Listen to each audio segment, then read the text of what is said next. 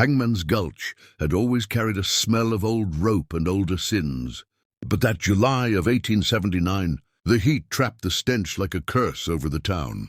Dust swirled in slow circles down the empty main street, settling on shuttered windows and sagging porches, while the townsfolk whispered behind cracked doors. No one wanted to admit they were afraid, yet every eye darted to the gallows at the edge of town, the beam long darkened by weathered blood. Cole Ramsey's return was supposed to be bad enough. He was a name spoken with the same caution as rattlesnakes and hydrophobia. But the twins were worse. When the men dragged the Cheyenne sisters from the edge of Ramsey's abandoned camp, they were barefoot, silent, their braids loose and hung with bits of red clay. Their dresses were torn from the wrists down, exposing the burned, raw symbols seared into their upper arms. No one wanted to touch those marks. No one wanted to admit they recognized them. But everyone did.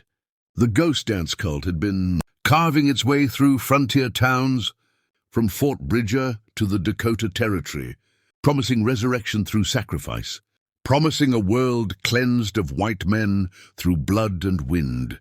The sheriff had tried to question them. That was before they found him on the porch of the assay office, gutted, his tongue nailed to the doorframe like a grotesque invitation. The blood trail led inward. The arrow found stuck in the floorboards pointed toward the sheriff, not away. And that was enough to turn the frightened crowd into a mob.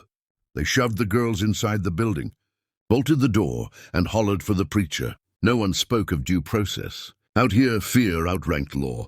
The posse gathered, a dozen men with rifles that shook in sweating hands. They said the girls were lying about Ramsey dragging them from the reservation. They said twins were bad luck. The two faces holding one expression meant the devil had an easier time wearing them. No one admitted that they couldn't look away from the sisters' eyes, identical, bottomless, colder than mountain water.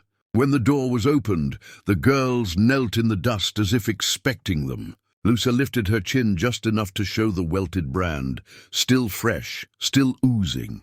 Nizhoni didn't look at the men at all. She only turned to her sister, mirroring her posture like a reflection in a tarnished mirror. No one witnessed what happened in the minutes before the ropes were thrown over the beam, but several men swore later that the twins whispered without moving their lips, that their shadows stretched longer than their bodies, that the dust rose in little spirals around them like something invisible circling the girls. But men talk and fear shapes their memories. The hangings were fast. 2 ropes, 2 kicks of a crate, 2 bodies swaying like wind chimes in a dead man's breeze. The crowd filed away before dusk fell, unwilling to watch the silhouettes drift in the red July sunset. No one thought to keep guard. No one wanted to be the one to look up at the swaying twins after dark. By sunrise, the stillness in Hangman's Gulch broke under the screams of the preacher's wife.